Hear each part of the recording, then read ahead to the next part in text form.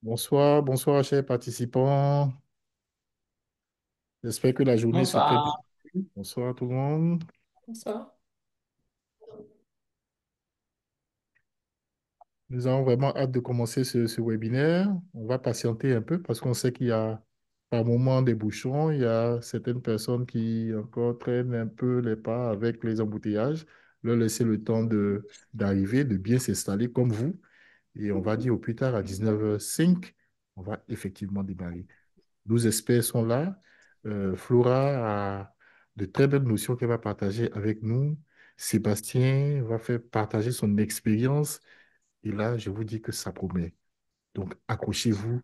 Dans quelques minutes, on démarre.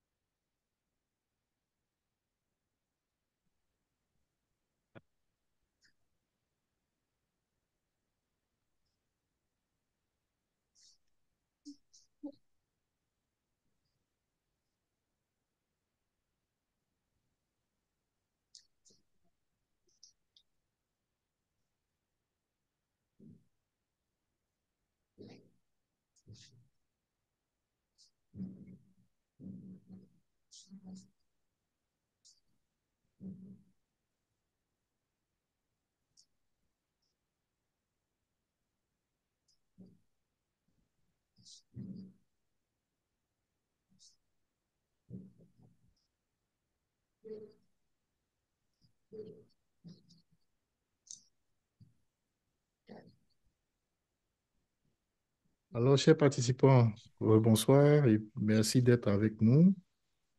Nous le disions à l'instant, on laisse quelques minutes pour les retardataires, quelques minutes afin qu'ils puissent nous rejoindre. On va commencer dans 2 minutes tout au plus. Voilà, donc vous avez encore le temps de vous installer, de prendre peut-être un café, voilà, de bien vous installer et profiter de cette soirée, profiter de ce webinaire. Donc, on se reparle dans 1 minute. À tout à l'heure.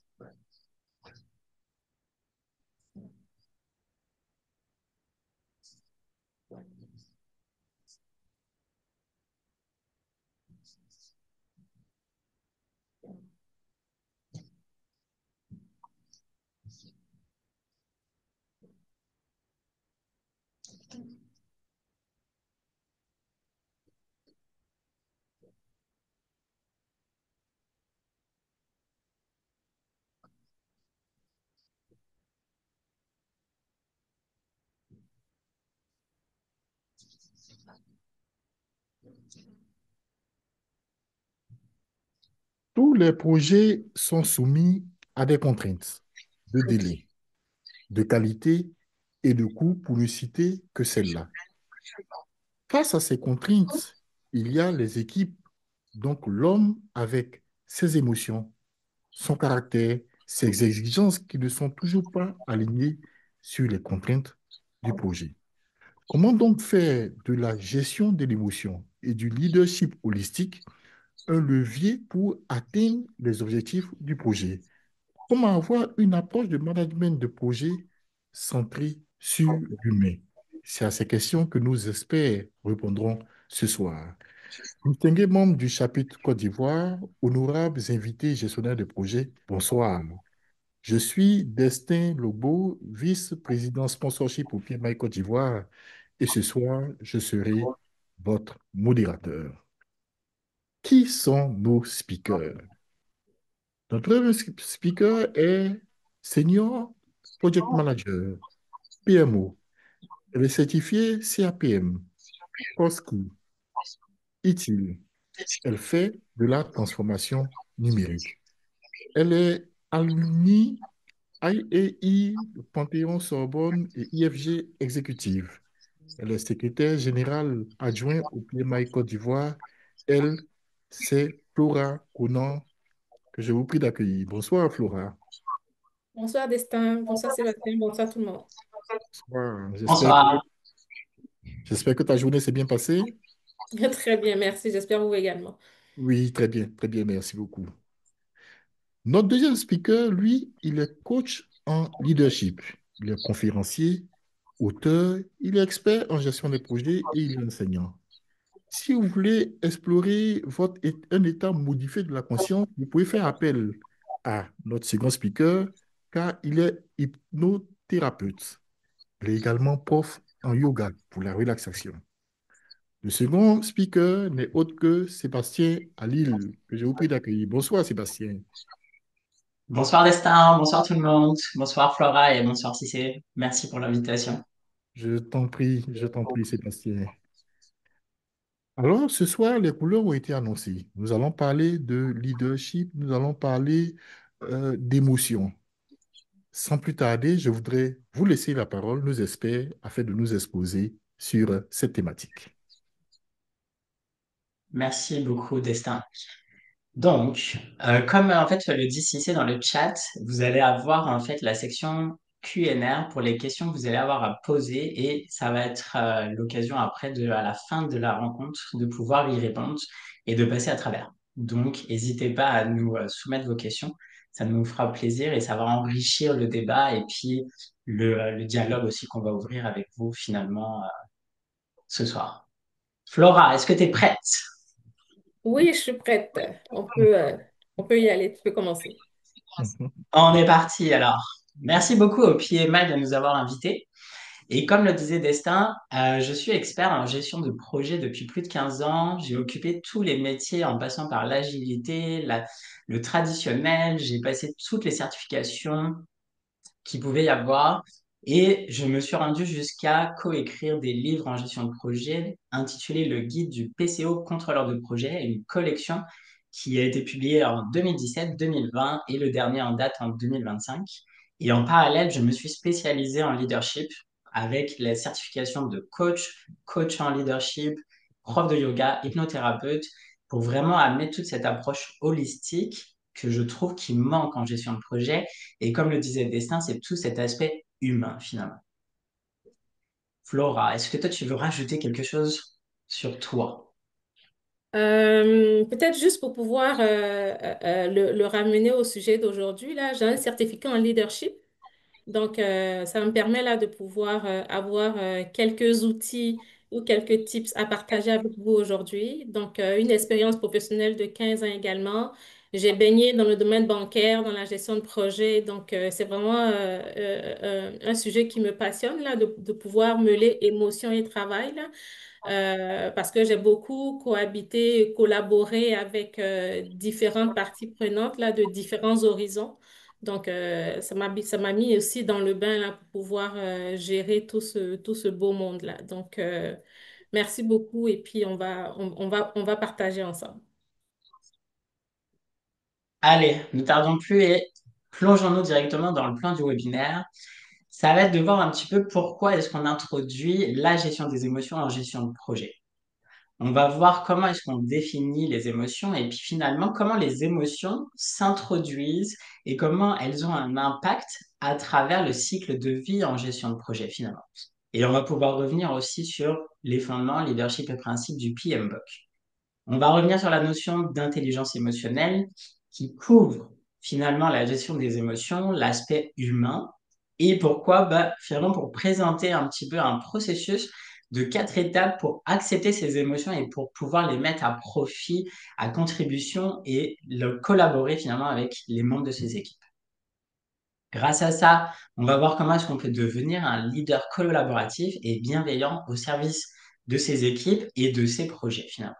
Et on conclura pour vous dire un petit peu qu'est-ce que nous, on a retenu comme leçon apprise et qu'est-ce qui nous paraît le plus parlant pour le moment. Donc, pourquoi introduire la gestion des émotions en gestion de projet? En quelques points, quand on regarde la situation de notre vie actuelle et de l'aspect humain, par exemple, on se rend compte qu'on est quand même très occupé avec la vie de famille, on a beaucoup d'obligations, on court partout. Destin le disait, prenez le temps d'arriver, de vous déposer, parce qu'on sait que apparemment il y avait du trafic, des embouteillages. Donc on a du stress qui s'accumule. On est dans un environnement qui change énormément. On a vécu la période de la pandémie, on a eu beaucoup de remises en question finalement après la période de la pandémie. Ce qui fait on est des bulles d'émotions qui sont complètement saturées mais intériorisées. Et c'est pas très bien vu finalement dans la société d'aujourd'hui d'exprimer ces émotions ou en tout cas d'aller dire qu'on a des émotions qui nous permettent qui nous font un petit peu tomber, tu vois. Donc on se dit, il faut toujours avoir l'air positif, sûr, il faut être toujours vaillant finalement. Et c'est de se demander comment est-ce qu'on peut intégrer cette gestion des émotions dans un monde qui est quand même très masculinisé et de se dire comment est-ce que je peux faire la balance entre mon yin et mon yang. Donc ça, c'est un petit peu ce qui va nous introduire. Flora, si tu veux. Comment les émotions vont pouvoir impacter là sur les projets? Donc, les émotions, comme Sébastien l'a dit, là, ce sont vraiment des informations, des moteurs et il faut surtout pas le voir comme un obstacle. Donc, les émotions ne sont pas forcément des distractions, mais en gestion de projet, là, c'est vraiment des données cruciales qui permettent d'influencer ici la dynamique et puis le succès du projet. Donc, impact positif, impact négatif sur la décision et puis comment gérer ces conflits et la collaboration. Donc, ça nous entre ici dans un état de stress, d'anxiété ou de peur, mais qui peut impacter négativement ici, on va dire, la prise de décision ou la communication, mais ça peut aussi augmenter ici le risque et puis peut-être la résistance au changement. Donc, la peur, la prise de risque, la frustration et puis même baisser le niveau de créativité de l'ensemble de l'équipe. Donc, inversement,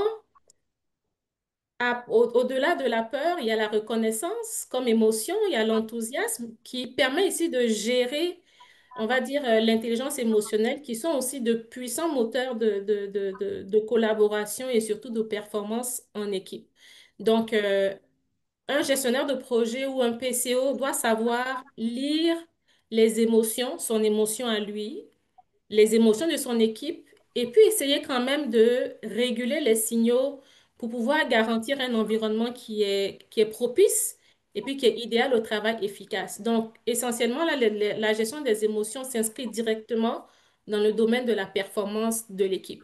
Donc, c'est essentiel là de pouvoir le voir. On va pouvoir le détailler là avec les autres slides qui suivent. Donc, je ne sais pas si Sébastien, tu as un autre mot à ajouter là sur cette slide-là. Non, c'était parfait. Rien à ajouter. Par rapport à ça, et par rapport à ce que disait Flora, c'est vrai que les émotions sont des obstacles, sont vues comme des obstacles, et pourtant il ne faut pas les considérer comme des obstacles. Et on trouve qu'il est important de quand même revenir définir les émotions, puis exprimer qu'est-ce que ça veut dire finalement. Les émotions, c'est souvent des réactions qu'on va avoir physiquement, de se dire quelque chose est venu nous travailler, quelque chose est venu nous titiller, quelque chose est vraiment venu nous blesser. Quand on est dans les projets, des fois, on a beaucoup de parties prenantes et on va entendre des choses, va y avoir des remarques, des réflexions qui vont nous être faites et on va se sentir attaqué, on va le prendre personnellement et en fait, on va être, comme disait un petit peu Flora, dans une résistance finalement parce que notre corps va se braquer. Et les émotions, en fait, c'est ça, ce sont des stimuli internes et externes qui vont impliquer finalement des réactions, des changements physiologiques, des comportements expressifs. Ça peut être le visage, ça peut être le corps. Puis là, on voit, alors, je ne sais pas si vous me voyez, mais le corps peut se crisper, les mains peuvent se crisper, on va devenir tendu, on peut avoir mal à la nuque. On va être raide comme un piquet et on va sentir qu'il y a quelque chose qui se passe. Les émotions, ce qui est très intéressant, c'est de devenir conscient. Devenir conscient qu'on vit telle ou telle émotion. C'est pour ça que d'être capable de définir qu'il y a un changement au niveau du corps, qu'il y a un changement au niveau psychologique, qu'il y a un changement au niveau même de notre visage, par exemple, être capable d'en prendre conscience, d'être capable d'être éveillé à ce niveau-là.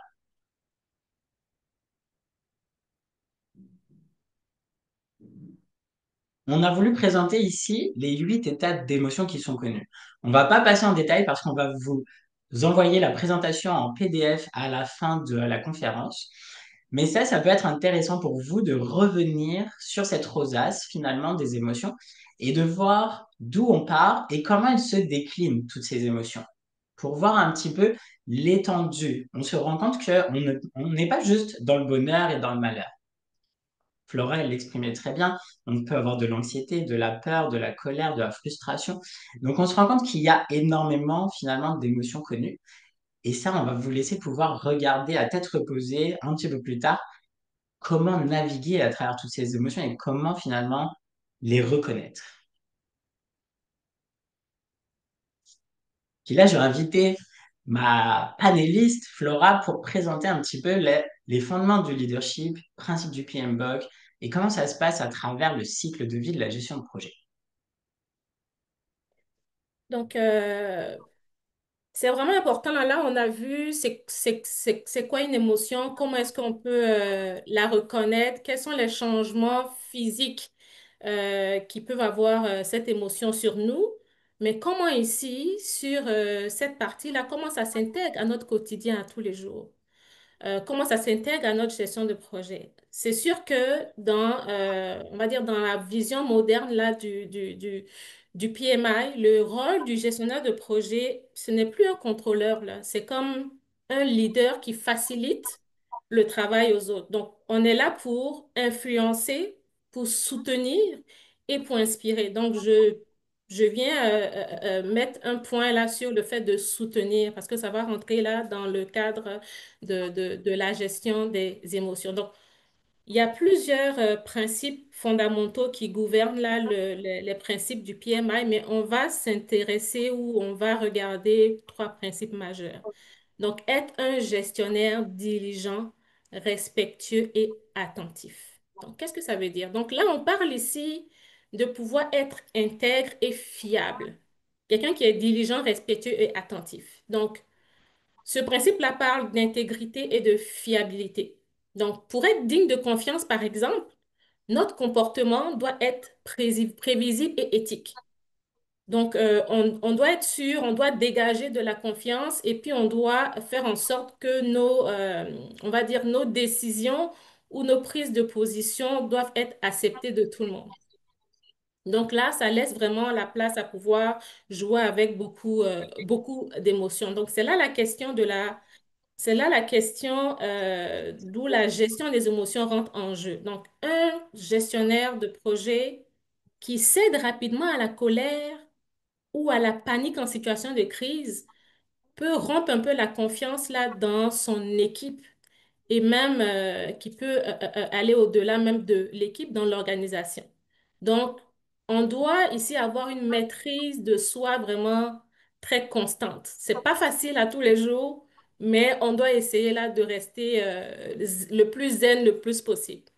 Donc là, on doit créer un environnement collaboratif. Qu'est-ce que ça veut dire? Donc, les projets réussissent ici grâce à des individus. On ne va pas se le cacher, là, ce n'est pas seulement les normes, c'est aussi les individus.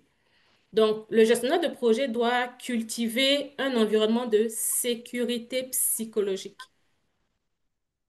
où tous les membres de son équipe peuvent s'exprimer, prendre des risques calculés. On s'entend, on est en gestion de projet.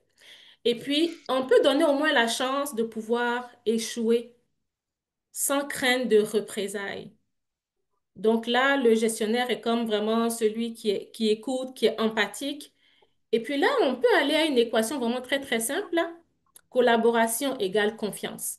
Donc, si vous voulez le gestionnaire de projet puisse avoir une équipe qui peut venir vraiment se livrer ou bien entendre des bruits de couloir concernant le projet, qui se sentent au moins libres de venir l'exprimer au gestionnaire de projet ou au PCO pour pouvoir décanter une situation qui se passe. Donc, collaboration égale confiance, mais confiance aussi égale leadership émotionnel, là. Donc, c'est vraiment très, très important là, de pouvoir créer ce sentiment de confiance-là avec son équipe. Donc là, maintenant, on parle d'implication. Comment on va faire en sorte de pouvoir impliquer les parties prenantes de façon efficace? Donc, il faut identifier quand même, quand on est en équipe, Sébastien l'a mentionné tantôt, il faut identifier son émotion à soi, mais aussi identifier l'émotion de son équipe. Donc, il faut identifier l'émotion, l'état émotionnel de chaque partie prenante.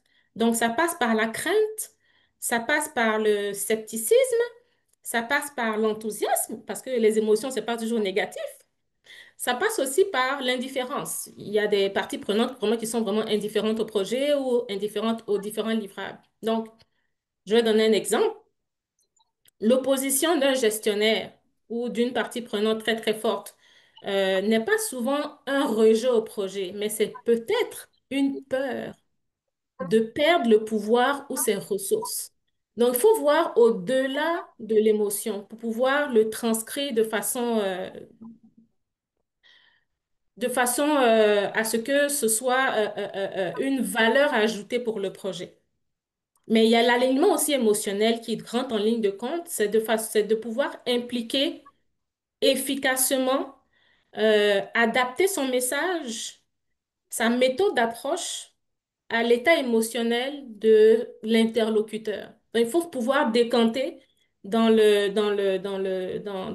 ses dires ou dans la communication, dans le dialogue qu'on a avec ses collaborateurs, l'état émotionnel de celui qui est en face de nous. On va pouvoir ainsi gérer peut-être un sponsor qui est anxieux comme un promoteur qui est enthousiaste. Donc, tous ces éléments-là peuvent rentrer en ligne de compte là pour pouvoir engager les parties prenantes et puis pouvoir à la fin délivrer de la valeur là au projet. Donc, voilà ce que je peux dire là sur on va dire les émotions qui peuvent vraiment intégrer les différents principes là, en gestion de projet. Et en plus, quand tu parlais, tu sais, de rester zen, c'est là que j'adore avoir cette formation en prof de yoga et de méditation parce que pour rester zen, parfois, tu as juste besoin d'amener un 3 minutes de méditation.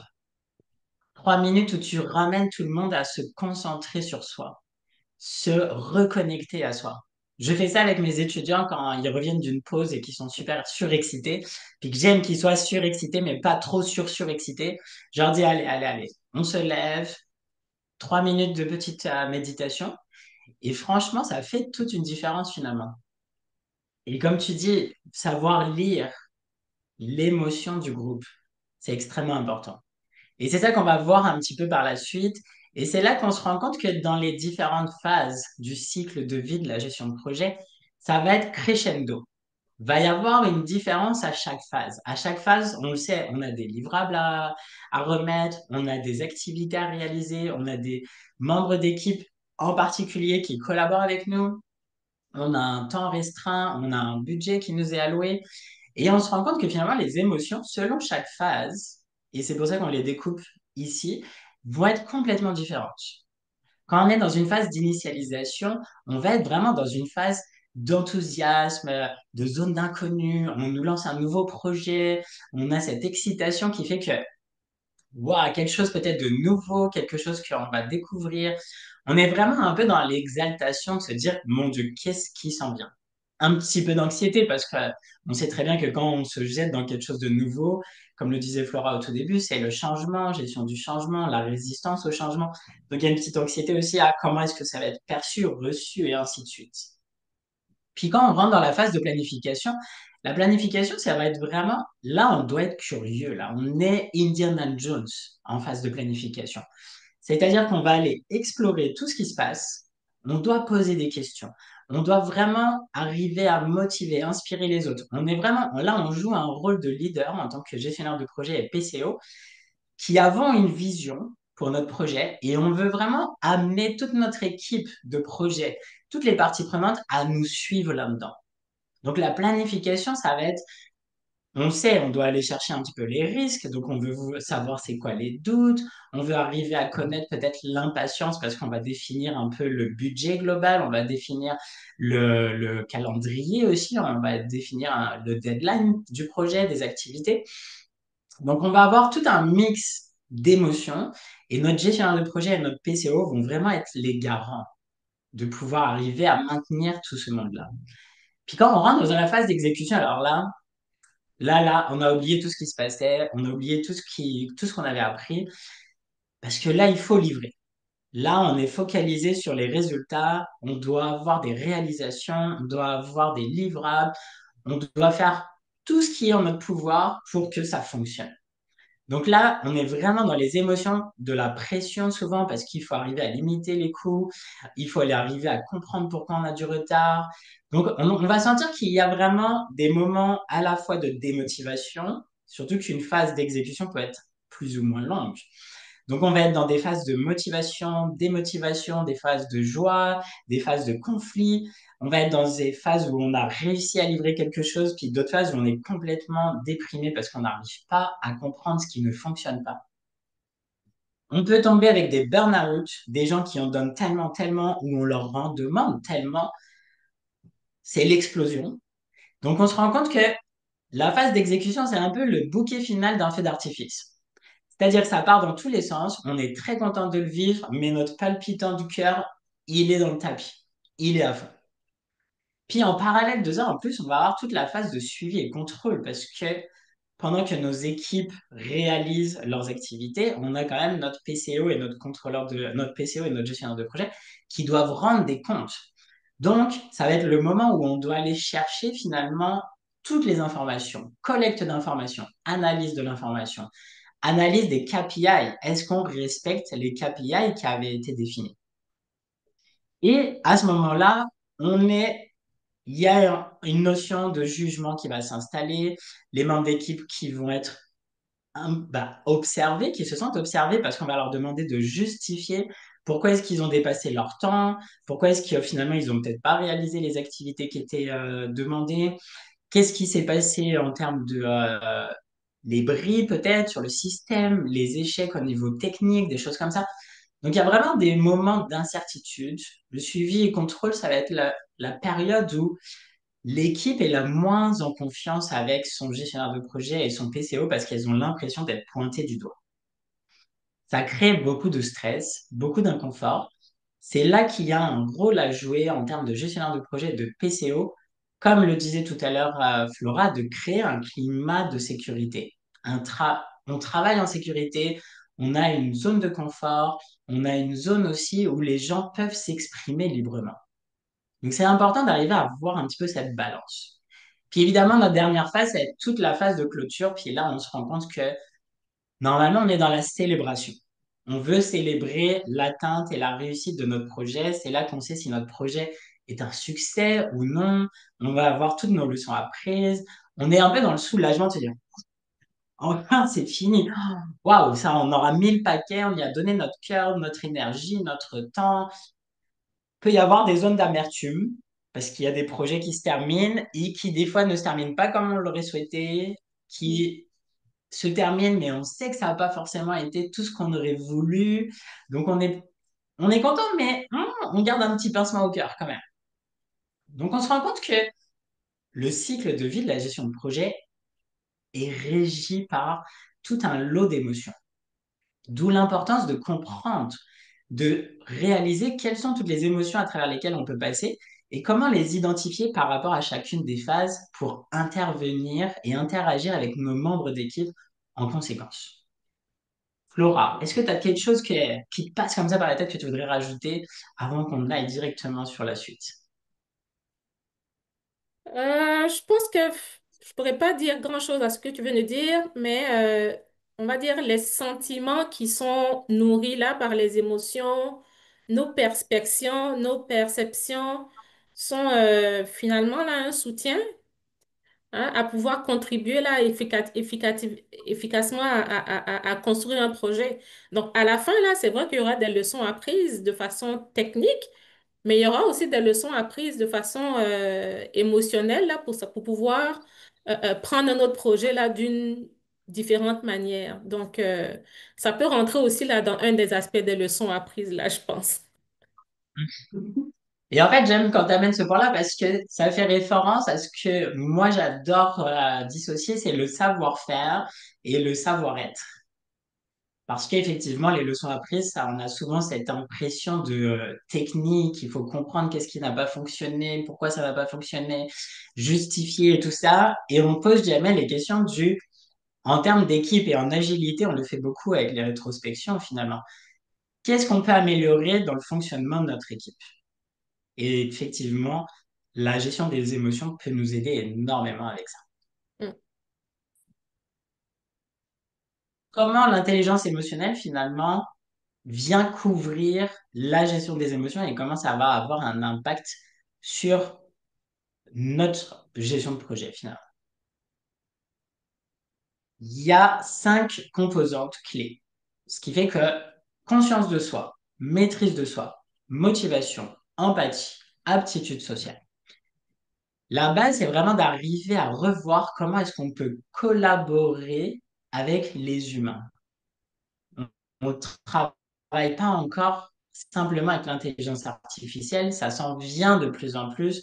On l'intègre énormément en gestion de projet. Il y a beaucoup d'études et de lectures qui se font là-dessus. Et pourtant, Flora l'a rappelé tout à l'heure, notre base centrale, c'est l'humain. C'est les ressources avec lesquelles on collabore. Donc, c'est important de pouvoir savoir comment maîtriser finalement ses émotions, ses réactions, comment en être conscient, comment être capable de se motiver soi-même, ce qui est déjà beaucoup pour certaines personnes. Après, pour être capable de motiver les autres, rester dans un esprit positif. Souvent pas ce qu'on voit dans nos équipes. Dans nos équipes, on va souvent voir des personnes qui sont très, très négatives, mais tout le temps. Comment impulser aussi au niveau de l'équipe, finalement, cette énergie qui va faire qu'on reste dans le positif malgré ce qui peut se passer. Et c'est vraiment d'arriver à comprendre, connecter avec les émotions qui vont être finalement la clé, la résultante la plus parlante, de pouvoir créer cette cohésion d'équipe, de pouvoir amener tout le monde à interagir finalement efficacement ensemble.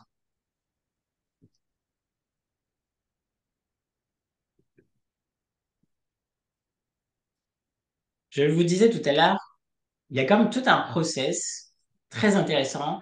Moi, je suis passé à travers toutes mes formations en leadership et c'est là que j'ai défini qu'on avait le pouvoir d'accepter ces émotions et de pouvoir les mettre en place. La première étape, c'est de s'arrêter et de ressentir sans juger. C'est-à-dire qu'il se passe quelque chose et vous pourrez faire l'exercice à la maison ou au travail. Il y a quelque chose qui se passe, qui a été dit, qui a été fait, ou une action qu'on voit, qu'on reçoit. Et là, on s'arrête et on ressent sans juger qu'est-ce qui se passe dans mon corps finalement. C'est revenir à la source. Puis la source, c'est mon corps, qu'est-ce qu'il me dit? Où est-ce que je ressens l'inconfort? Où est-ce que je ressens peut-être le frisson ou l'électricité qui vient de me traverser? Donc, c'est d'arriver et de pas juger en se disant, non, non, mais je veux pas l'entendre, je veux pas le sentir. Non, j'accepte. Je m'arrête et je reçois. Ensuite de ça, c'est, une fois que je le reçois, est-ce que je suis capable de le nommer? Est-ce que je suis capable de décrire là où les émotions qui viennent de se produire en moi? Est-ce que ça s'est passé dans ma tête? Est-ce que j'ai ressenti comme un coup de poignard dans le cœur? Est-ce que c'est un coup d'électricité qui m'est passé à travers les bras? C'est vraiment d'être capable de pouvoir se déposer et de se dire, OK, je localise mes émotions. Parce qu'en plus, on le sait, le corps, chaque zone du corps a quand même une particularité et connectée avec un élément précis. Donc, c'est d'arriver à visualiser, matérialiser finalement comment cette émotion que je décris arrive à prendre une forme. Et à travers cette forme, comment est-ce que je peux mettre, pardon, le doigt dessus? Puis l'idée, c'est d'arriver en fait à exprimer de manière consciente les émotions qu'on est en train de vivre. Donc, au lieu d'intérioriser puis de rien dire, l'objectif, c'est d'utiliser le pouvoir de sa voix. Comment simplement décrire ce que je vis, ce que je ressens, sans être dans la réaction qui, elle, la réaction va vouloir que si mon collègue, par exemple, vient me parler dans un projet, je suis déjà un petit peu sur les nerfs, puis là, il me lance quelque chose qui vient me vexer au plus haut point ou qui vient m'attaquer, et là, ma première réaction naturelle, ça serait d'être dans la défense. Donc, je serais dans l'attaque en retour. Et si là, j'apprenais à simplement nommer, OK, ce que tu viens de me dire, ça me blesse personnellement. Comment est-ce qu'on peut arriver en fait à gérer cette manière consciente d'exprimer nos émotions? Ou de dire, là, j'ai besoin de 2, 3 minutes de calme avec moi-même parce que je sens que là, ça m'énerve passablement cette conversation. De vraiment arriver à exprimer, nommer. Et ça, c'est très important parce que finalement, la personne en face qui va recevoir ou le groupe qui est en face vont prendre conscience qu'ils ont un impact. Parce qu'on a tous la responsabilité de savoir qu'on a un impact sur le reste de notre équipe, sur le reste des parties prenantes. Notre projet dépend de l'impact qu'on crée finalement. Et ça nous permet finalement de voir, OK, j'ai cet impact, comment est-ce que je peux nommer ce qui se passe? Comment est-ce que je peux exprimer ce que je ressens? Et ce qui, des fois, peut-être ce que je vais ressentir, ça peut être aussi une impression de groupe. Parce que peut-être que je suis dans un comité, puis là, je me dis, mon Dieu, il y a quelque chose qui fonctionne pas là, ils sont en train de parler de ça, ça, ça, et puis ça marche pas là, je comprends pas, ça s'aligne pas. Et puis je l'exprime en disant, écoutez, là, je suis dans le doute, ça me rend un peu inconfortable cette situation, je comprends pas où vous voulez en venir, c'est quoi l'objectif final, le point? Peut-être qu'il y a d'autres personnes qui vont se ressentir pareil et qui, parce qu'elles n'avaient pas osé prendre la parole, vont suivre le fait que vous, en tant que leader, vous exprimiez vos émotions, vous exprimez l'émotion que vous vivez à l'instant T, l'impact que ça produit sur vous. Et là, finalement, peut-être que les présentateurs ou tout ça vont se dire, OK, s'il y a plusieurs personnes qui n'ont peut-être pas compris, peut-être qu'on n'a pas été assez clair. Peut-être qu'il y a quelque chose qui n'est pas encore assez bien défini dans tout ce qu'on explique. Peut-être qu'il manque des éléments. Et là, en fait, on vient d'ouvrir une autre boîte. On vient d'ouvrir la boîte de la curiosité, de la discussion, de la co-création. À ce moment-là, en fait, on se rend compte que on ne prend pas pour acquis que tout ce qui est dit est compris et accepté par tous. On part vraiment du principe qu'on est dans cette co-création et puis qu'effectivement, peut-être que ce que Flora et moi, on explique ce soir, eh ben, il y a des choses qui sont reçues. Peut-être qu'il y a des choses qui sont comme, attends, de quoi il nous parle là? Est-ce que c'est... Il y a des zones de flou peut-être. Et c'est normal de l'exprimer parce que ça nous permet à nous de peut-être nous rendre compte que j'ai peut-être pas été assez clair là-dessus. Peut-être que j'ai oublié cette notion-là. Et on peut se remettre en question. Et donc, c'est vraiment important de se rendre compte qu'on est responsable de ce qu'on dit, on est responsable de nos actions, on a un impact auprès du groupe, auprès des personnes, et en être complètement conscient. Ça serait vraiment pour moi, en fait, l'une des grandes clés, c'est cette prise de conscience qu'on a le droit de s'arrêter, on a le droit de réaliser, de nommer ce qu'on vit, et à partir de là, l'exprimer et d'analyser, juste d'observer quel est l'impact que ça va avoir, qu'est-ce que ça va produire sur le reste du groupe ou sur la personne concernée avec qui finalement ça se passe. Flora, est-ce qu'il y a quelque chose qui te parle dans tout ça ou que tu voudrais comme ajouter? Tu l'as tellement bien dit, là, je suis complètement d'accord avec toi. Et puis, ce que j'essaie de faire de temps en temps, parce qu'il faut le pratiquer aussi, là, Bah oui, hein? c'est de pouvoir s'arrêter, de s'arrêter et puis de ressentir. Parce que c'est vrai, ça part dans tous les sens, là, dans les projets et puis dans la vie quotidienne aussi. On n'arrive pas à un moment à prendre du recul.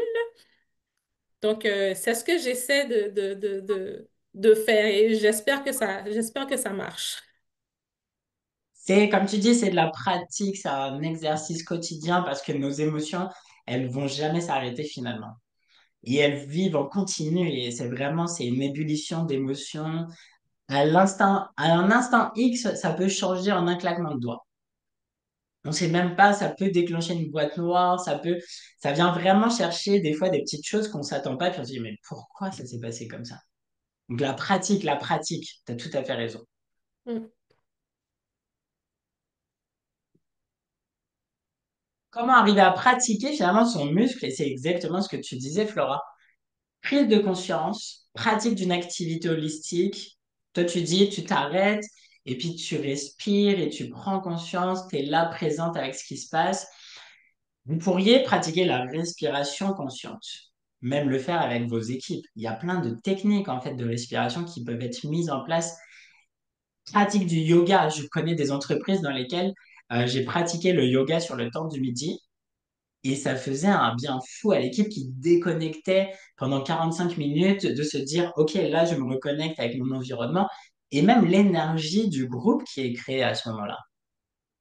Pratique de méditation, imaginez commencer un meeting, tout le monde arrive sur un meeting, que ce soit en Zoom ou en présentiel, hein. Tout le monde court, tout le monde à la dernière minute, oh, excusez-moi, j'étais faire ci, j'étais à la salle de bain, je sors dans notre meeting, là j'avais un rendez-vous, j'étais bloqué, etc. Il y a tellement, tellement de facteurs qui rentrent en ligne de compte.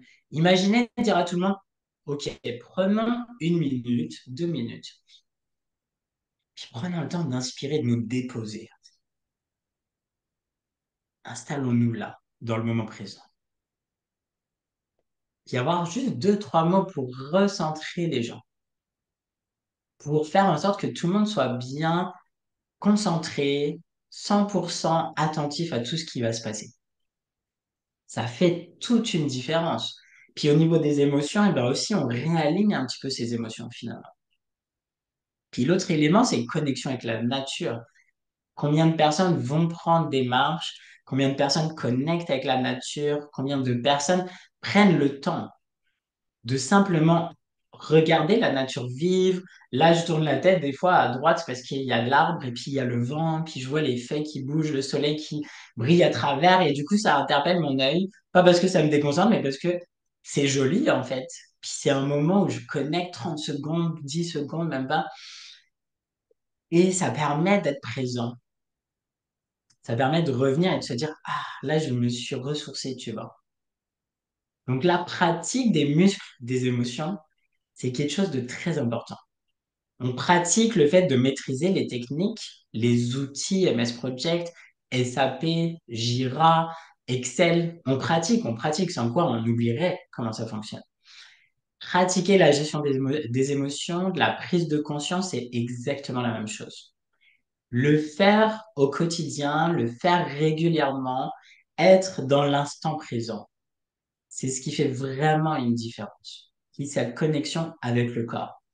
Notre corps, c'est pas juste une enveloppe corporelle qui nous promène d'un point A à un point B puis qui nous amène de la naissance jusqu'à la mort. C'est vraiment, pour moi, un moyen de transport, mais unique, qu'on doit prendre en considération parce que ça fait partie finalement de nous. Donc ne l'oubliez pas. Votre corps, important. Flora, dis-nous tout sur comment devenir un leader collaboratif et bienveillant. Ben, ça prend de la pratique, mais ça prend aussi des outils qu'on peut faire au quotidien. Donc, par exemple, être à l'écoute. En général, là, quand je suis au bureau, parce que je fais du télétravail à 90%, dans nos bureaux à nous, nos portes sont toujours ouvertes. Donc, c'est pas le fait de laisser sa porte ouverte, mais dans l'esprit de l'autre, je suis ouverte à te recevoir. Je suis Hmm. disponible pour te recevoir à n'importe quel moment. Donc, quelle que soit la situation, tu peux venir me parler, on peut venir se parler, je peux sortir pour te rencontrer. Donc, être à l'écoute. Donc, c'est pas seulement le fait de le dire, mais c'est aussi de pouvoir le faire. Donc, une simple porte ouverte veut dire beaucoup de choses. Ça passe beaucoup de messages, là, une simple porte ouverte.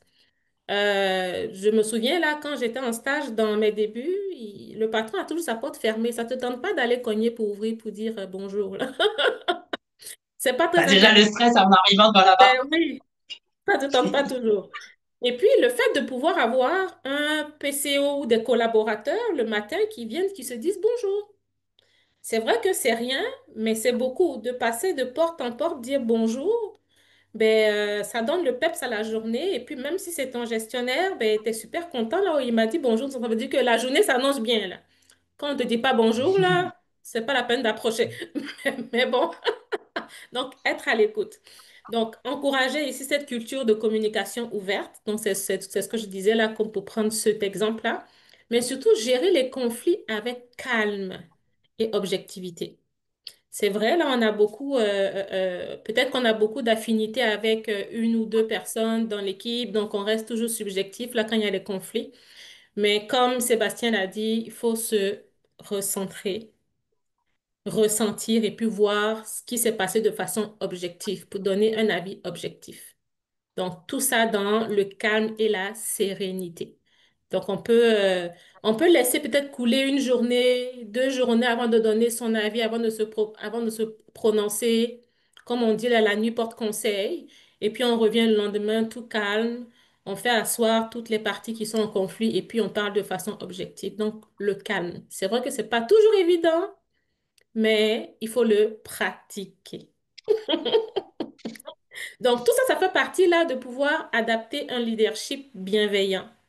Donc, quelqu'un qui est bienveillant, quelqu'un qui est empathique, qui sait ressentir les émotions des autres, qui sait parler au bon moment et puis dire les choses au bon moment.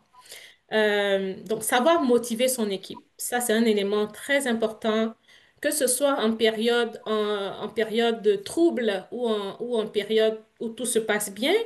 Il faut quand même motiver, il faut donner des rétrospectives, pas forcément pour le travail, mais quand une ressource a bien fait un livrable, il faut pouvoir le dire. Ce travail est beau, il est bien, et puis je t'encourage, je suis fière de toi. On le fait avec nos enfants, on peut le faire aussi avec nos collègues à tous les jours. Vous savez pas à quel point ça redonne du cran là à travailler encore plus fort. Donc, pouvoir motiver son équipe là et puis dire les choses. Donc, de la même manière, on dit de la positivité, il faut pouvoir aussi dire de la négativité, mais de façon bienveillante.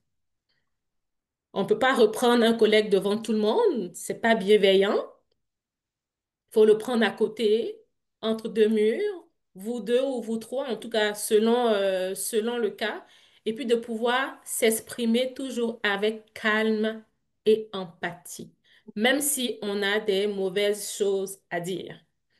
Donc, le fait de pouvoir le dire autrement, ben, la ressource va le prendre de façon constructive. Parce qu'il ne voit pas l'attaque dans un premier temps. Il ne se sent pas attaqué. Donc, c'est bien aussi de pouvoir faire tout ça dans un calme. Donc, la pratique, comme Sébastien l'a dit.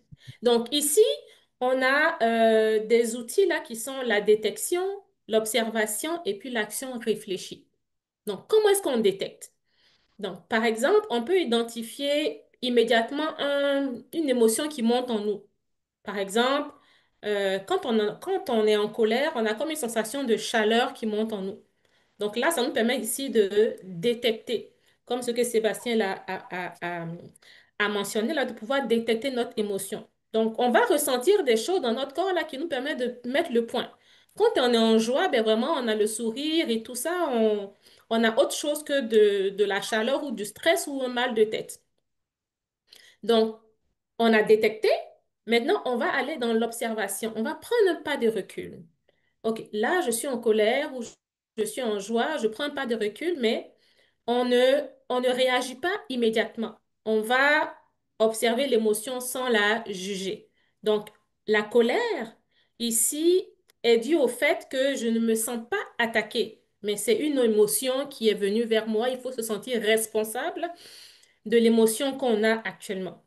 Donc, on a détecté, on a observé. Maintenant, qu'est-ce qu'on fait comme action?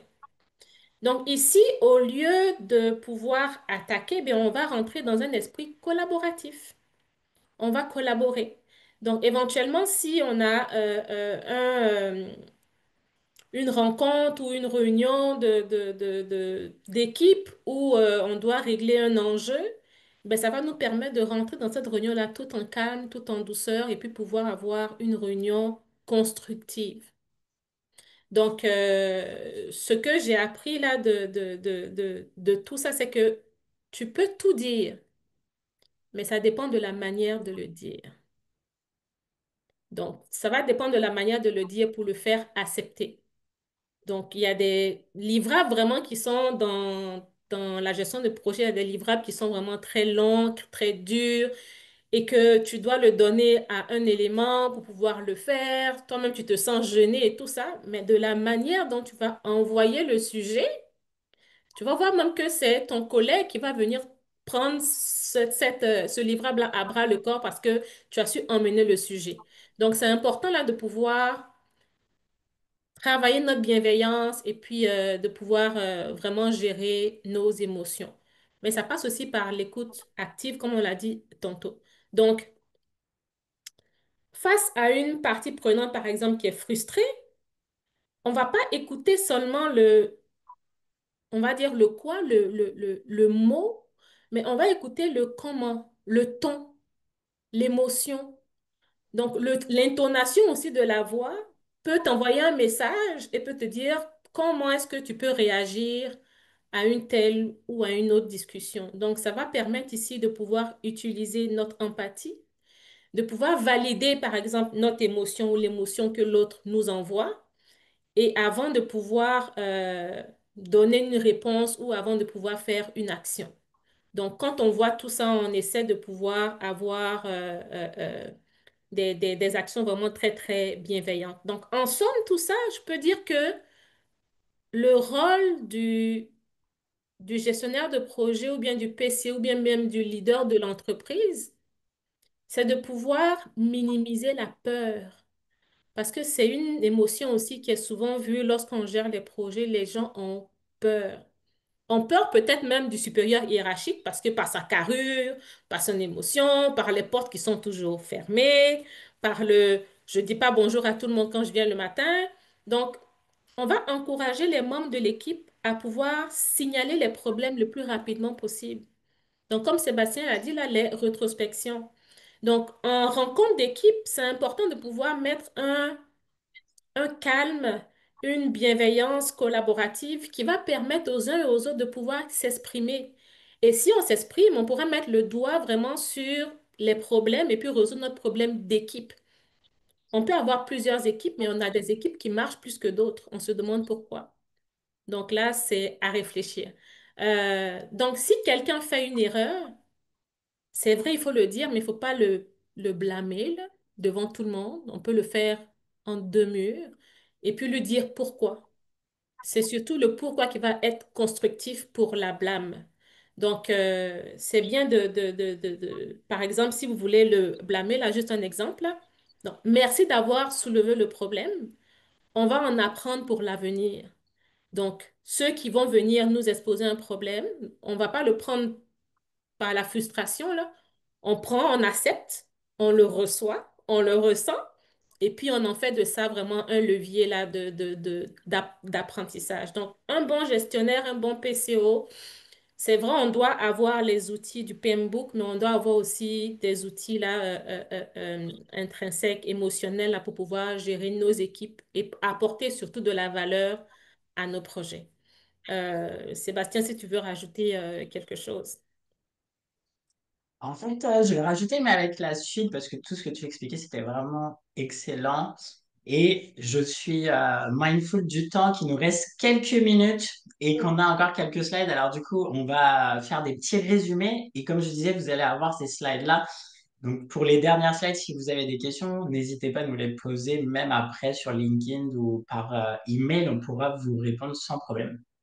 Pour compléter ce que je disais, Flora, par rapport au gestionnaire de projet, puis son rôle de leader, et puis son rôle dans la gestion des émotions, le PCO, lui aussi, qu'il soit PCO, contrôleur de projet, programme au portefeuille, va devoir en fait créer cette communication, devoir créer cet espace de sécurité et cette zone vraiment où les gens, les ressources, les parties prenantes, les membres d'équipe puissent se sentir à l'aise de pouvoir parler.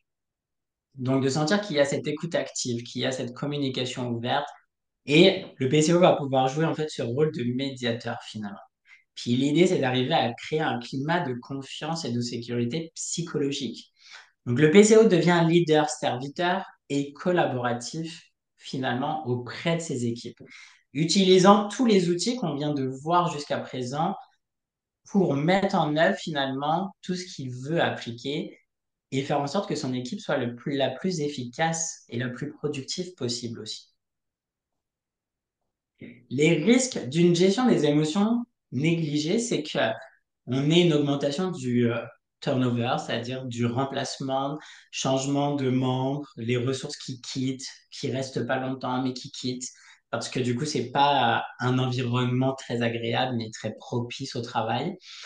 D'avoir des gens qui partent en burn-out, donc qui restent accrochés à la société, mais finalement qui ne travaillent plus. Donc en fait, on a une baisse de la productivité, on ne peut pas les remplacer.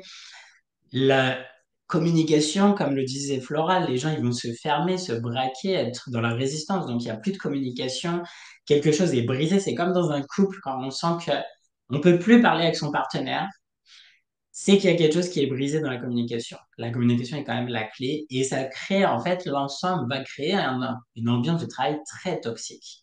Et là, ça va être vraiment le matin, tu n'as même plus envie soit d'allumer ton ordinateur, soit de te rendre au travail en fait. Donc, implicitement, on va sentir un dégoût intérieur. Ça aussi, c'est un signe qu'il ne faut pas négliger parce que c'est très important de voir comment est-ce qu'on se ressent par rapport à l'ensemble du travail et l'ensemble de l'équipe. Et pour conclure, du coup, puis après, on en aura des petites minutes avec vous pour les questions. Si jamais on intégrait la gestion des émotions dans notre quotidien et dans le cycle de vie de la gestion de projet, qu'est-ce qu'on pourrait y gagner? Ben, une énorme amélioration en termes de communication et de cohésion d'équipe. De davantage développer un leadership axé sur l'humain, sur la bienveillance et sur la motivation et l'inspiration. Ça serait de sentir que cette motivation et cette implication, finalement, elle vient aussi de la part des membres de l'équipe, mais pas seulement du gestionnaire de projet ni du PCO. C'est un tout, c'est un ensemble. On crée quand même une synergie finalement. On sait que utiliser l'intelligence émotionnelle, c'est un atout pour réaliser la valeur du projet. Donc, ça va être vraiment de voir comment est-ce qu'on peut porter ça à plus haute échelle et de développer finalement l'intelligence émotionnelle avec des formations, du mentorat, donner la possibilité aux gens finalement d'y avoir accès. Donc, c'est créer du temps aussi parce qu'on sait que les projets, ça va vite, on n'a jamais de temps pour rien.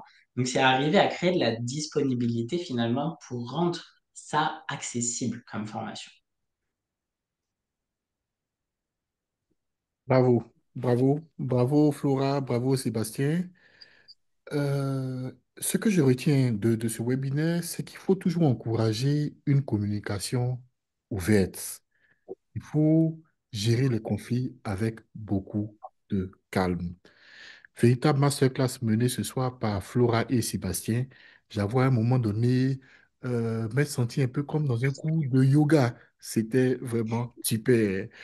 Je voudrais laisser la possibilité à nos participants de pouvoir éventuellement poser des questions, mais dire que notre webinaire va continuer même après ce webinaire. Donc, vous n'aurez qu'à aller sur la page du PMI Côte d'Ivoire, identifier le webinaire et puis poser éventuellement vos questions qu'on n'aurait pas pu soulever ici. Nos experts se feront très certainement le plaisir d'y répondre. Chers participants, sans transition aucune, je voudrais vous passer la parole. Notre expert Baba à la technique. Baba, est-ce que tu identifies des questions?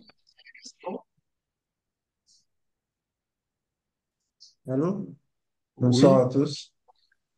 Non, pour l'instant, je ne vois pas de questions dans le menu Q&A.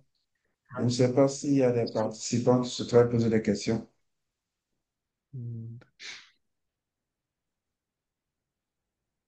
chers participants. N'hésitez pas à prendre la parole, hein. On est dans le leadership, la gestion des émotions, connexion avec l'humain. Hmm, Parlez-nous. Ça nous fera vraiment plaisir d'entendre vos voix et de pouvoir connecter avec vos énergies. d'accord. Je vois une main levée. Voilà, monsieur Tous. Marius. Est-ce qu'il y a la possibilité d'ouvrir le micro de monsieur Tous? Monsieur Tous, est-ce que vous pouvez prendre la parole? Oui, Oui. bonsoir. Toi? Bonsoir. Euh, je me nomme Toussaint Gouem. Je vous parle depuis le Burkina Faso. Je suis un agent de banque. Je suis aspirant au PMP. Je suis inscrit, mais je n'ai pas encore commencé les cours avec Woloyem. Donc, c'est sur LinkedIn que j'ai appris cette information. Donc, j'ai tenu à participer, vu en tout cas l'intérêt du thème qui porte sur la gestion des émotions. Je n'ai pas une question vraiment particulière, c'était limpide et clair. Je remercie le PMI Côte d'Ivoire pour avoir organisé cela, ainsi que les speakers. Vraiment, je suis très satisfait. Merci beaucoup. Bonne soirée. Monsieur Merci. Goem, merci infiniment et Merci Toussaint Marius. restez toujours connecté au pied My Côte d'Ivoire. Il y a toujours des sessions très intéressantes. Merci à nos experts pour avoir bien développé aussi sur tout le thème. Luc Joël, je crois que vous avez une main levée. J'ai vu notre main levée. Oui, Oui, oui, bonsoir. Oui. Bonsoir, vous m'entendez? oui, on vous entend. Oui, on t'entend. D'accord. Donc, c'est Monsieur Luc Joël. Je Enchanté. suis technicien en génie civil et géomètre topographe. Oui, nous vous écoutons. Quelle est votre question ou votre contribution? Ma question, c'est comment gérer les personnes difficiles sur le projet et quand cette personne-là est ton directeur de projet. Parce que je suis confronté à cette situation actuellement sur l'un de mes chantiers en tant que géomètre. J'ai l'impression que le directeur projet, euh, je n'ai pas envie de dire qu'il fuit ses responsabilités, mais quand il y a une faute, pas dire une erreur, il cherche plutôt à incriminer quelqu'un au lieu de chercher une solution au problème. Il a tendance à vouloir mettre la faute sur quelqu'un d'autre au lieu d'assumer l'erreur qui a été faite. D'accord. En gros, au lieu de chercher à fédérer l'équipe autour de lui, non, lui, il a plutôt tendance à diviser pour mieux régner. Donc ça, vraiment, ça fatigue tous les corps d'État enfin, dans le domaine de génie civil dans lequel je suis. Et vraiment, je ne sais pas comment me comporter vis-à-vis de cette situation-là. Très bien. Chers experts, comment se comporter face à un supérieur qui est un peu difficile, comme l'a dit Luc? Sébastien, est-ce que je te laisse aller? Comme tu veux. Moi, je te dirais, il faut comprendre en fait, parce que bah, on n'a pas tout le contexte exactement là de la situation que tu nous expliques, Luc. Donc, ce qui fait, par rapport à ce que tu dis, qu'il fuit ses responsabilités, il rejette la faute sur les autres, il y a un gros manque d'acceptation de ses erreurs.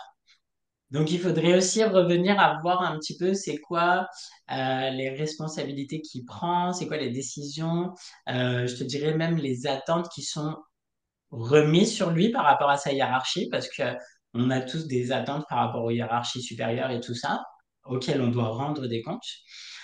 Et ça serait de voir aussi à un moment donné si c'est récurrent, est-ce que tu pourrais remonter l'information déjà avec lui, en parler directement, ouvrir cette boîte de discussion avec lui si c'est possible, dans la mesure où c'est possible ou non.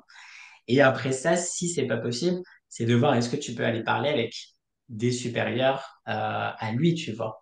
Parce que du coup, c'est tu suis l'échelle hiérarchique finalement. Mais je pense que la base, c'est vraiment d'aller discuter avec lui, exprimer, on est en plein dedans, hein, exprimer ce que tu ressens, ce qui se passe, et à ce moment-là, de pouvoir aussi peut-être chercher à comprendre. On parlait de curiosité tout à l'heure, chercher à comprendre qu'est-ce qui fait qu'il rejette toujours la responsabilité. Alors peut-être pas y aller cash, comme disait Flora, on va peut-être pas directement dans l'attaque à tu rejettes tes responsabilités, dis-moi pourquoi, mais aller chercher à comprendre qu'est-ce qui fait qu'il assume pas en fait son rôle. Parce que clairement, sous-jacent, il y a quelque chose qui se passe. Vite fait comme ça, là, ce serait un petit peu mes idées que je te donnerais. D'accord. Ok, Merci. je pourrais peut-être rajouter sur ce que Sébastien a dit. Euh, En général, on va dire, quand nos supérieurs hiérarchiques nous remettent la faute dessus ou nous reprochent quelque chose, on est aussitôt dans la critique. Donc, en plus de ce que Sébastien a dit d'aller chercher le pourquoi, c'est de pouvoir venir devant lui avec des solutions peut-être. Donc, c'est vrai qu'on a eu le pourquoi, on a la cause, mais venir toi aussi ou avec vos collègues des solutions, lui porter des solutions. Et on sera une équipe qui est vraiment constructive autour de notre gestionnaire là, pour pouvoir construire quelque chose, pouvoir apporter des solutions. Donc, oui, c'est bien de critiquer, mais c'est bien aussi de pouvoir apporter des solutions. Donc, selon la situation qui s'est produite, qu'est-ce que vous pouvez changer pour pouvoir le proposer? Donc, je suis totalement d'accord avec Sébastien. On ne connaît pas le contexte, là, mais c'est bien d'aller creuser, d'être curieux, de pouvoir Mhm. mettre en état ce qui se produit et puis apporter une solution vous-même pour le proposer. D'accord. Donc, on retient qu'il faut aller vers le supérieur hiérarchique avec beaucoup de calme, s'exprimer de façon très posée, venir peut-être avec des ébauches de solutions, mais chercher à comprendre pourquoi et puis venir à des ébauches de solutions. OK. Le temps est parti, est pratiquement terminé. Je voudrais vous demander la permission de prendre une dernière question, une dernière préoccupation, et les autres questions, on va les reprendre sur la plateforme du PMI. Monsieur Ba, Mamadou, vous pouvez ouvrir votre micro et prendre la parole, s'il vous plaît. Oui, bonsoir tout le monde. Merci beaucoup pour l'initiative. Moi, je vous rejoins à partir de la Guinée-Conakry. Je suis certifié PMP, Scrum et tout. Et merci je tiens vraiment à remercier le chapitre PMI de Côte d'Ivoire pour cette opportunité vraiment qui répond à pas mal de préoccupations dont moi j'ai fait face en tant que gestionnaire de projet.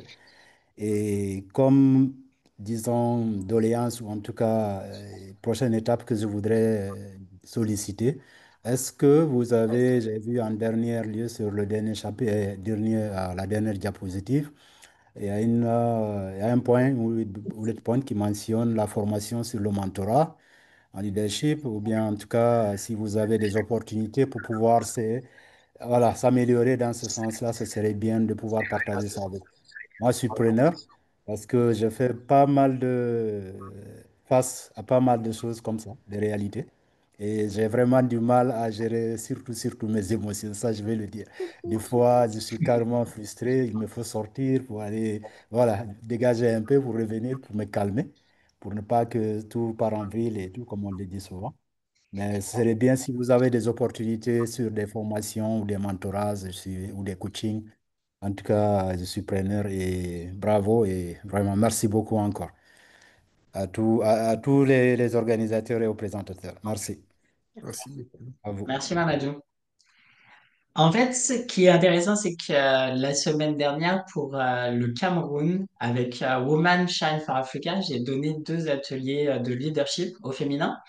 Et du coup, quand c'est leadership au féminin, ça touche tout ce qui est les approches holistiques. Et ça m'a inspiré finalement de voir l'impact que ça a eu sur toutes ces femmes camerounaises et béninoises, de vouloir créer des midi leadership, des ateliers d'1 heure. Et un petit peu comme tu dis, chaque midi, une fois par semaine, ça serait d'amener un outil qui pourrait aider en leadership, une nouvelle approche, de pouvoir vraiment travailler avec les participants et les participantes sur comment développer leur leadership, comment développer leur prise de conscience, développer en fait leur état de conscience des émotions ou alors de leur pouvoir intérieur, de leur écoute. Donc si jamais en fait, suis-moi sur LinkedIn parce que là je vais promouvoir ça dans pas longtemps. Mais c'est une initiative qui me vient grâce, en fait, comme je te dis, aux 2 ateliers que j'ai donnés pour le Cameroun la semaine dernière, ça m'a vraiment inspiré. Donc, tu vois, on s'inspire tous, en fait. C'est aussi ça, finalement. Mhm. D'accord. Merci. OK. Pour ma part, il ne me reste plus qu'à vous remercier, chers experts. Merci infiniment, Flora, pour tes belles astuces que tu as partagées. Merci, Sébastien, pour vraiment le vécu que vous avez ensemble partagé, distillé tout le long de ce webinaire. Chers participants, merci pour ces belles questions. Mais ne vous en faites pas, comme je le disais, le webinaire se poursuit après le webinaire. Donc, pour vos questions qui vont venir après, n'hésitez pas à aller sur la page de Pierre Côte d'Ivoire et à les poster. Nos experts vont y répondre très certainement avec plaisir. Merci infiniment, Baba, à la partie technique, pour avoir remonté toutes ces questions. Et très bonne soirée à toutes et à tous. Merci beaucoup. Merci à Merci tous. beaucoup Merci, à au vous. revoir. Merci, à Au bientôt. revoir. Bientôt. Merci. Bonne soirée. Merci et bonne soirée à tous. Oui. Merci, bye.